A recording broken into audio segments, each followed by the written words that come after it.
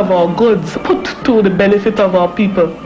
The whole question of agro-industrial development, the whole question of our people looking into our culture, our identity, studying our history to see how we can change this process, how we can start holding what belongs to us within our country for our own development. And we see development coming into being within our country. Minister of Finance Bernard Coard explained the significance of the new agro-industrial plan at the first international conference in solidarity with Free Grenada. With 400 years of private sector in Grenada and 400 years of 8 million pounds of mangoes falling on the ground and rotting on trees throughout Grenada, it took the PRG to take those mangoes and to can and bottle them, put mango slices, mango juice, mango nectar, nutmeg jelly, tamarind juice, tamarind nectar, and all the other ranges of fruits and juices. All of them, first of all, researched, developed, perfected, and mass-produced by the People's Revolutionary Government after 400 years of private sector.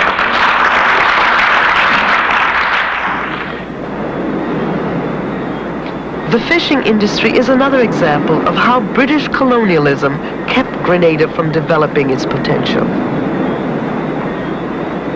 Since the revolution, the PRG has acquired a modern fishing fleet, and men and women are being trained in fishing techniques at the new fishing school.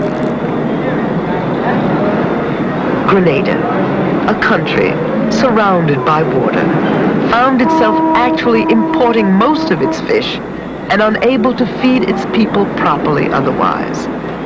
What we produce here must belong to us. What's ours is ours. We don't want what America has, or Canada has, or any other country. We want what we have to be ours.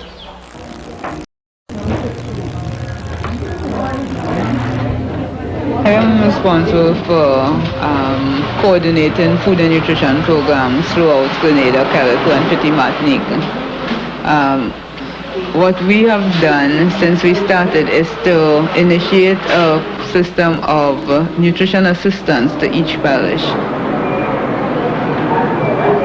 Our nutrition assistants have been able to make direct contact and face-to-face contact with people in the community so that they're able to discuss what their nutritional problems are, particularly with their young children.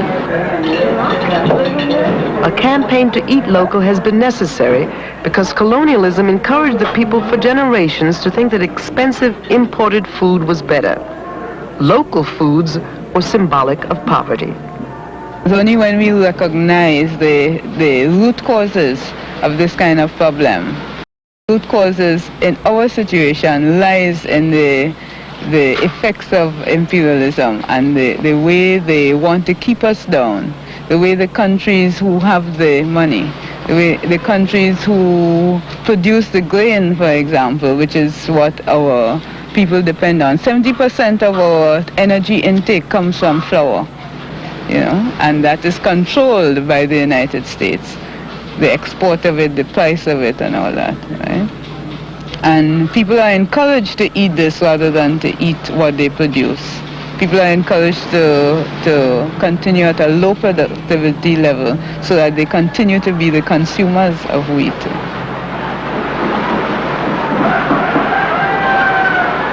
The Caribbean is seen fundamentally, or Latin America is seen fundamentally, as a collection of banana republics. Our people are not respected. Our sovereignty is dismissed.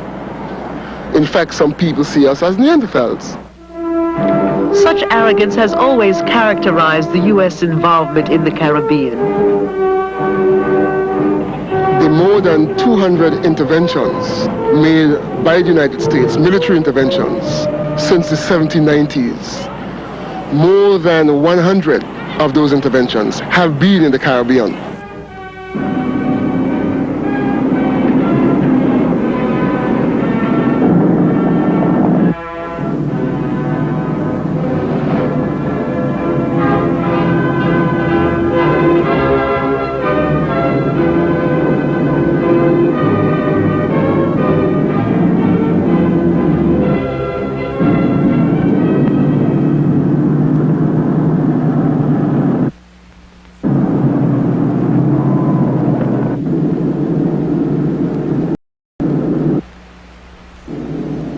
all of these actions have been taken under the guise of fighting the spread of communism and defending the region for U.S.-style democracy.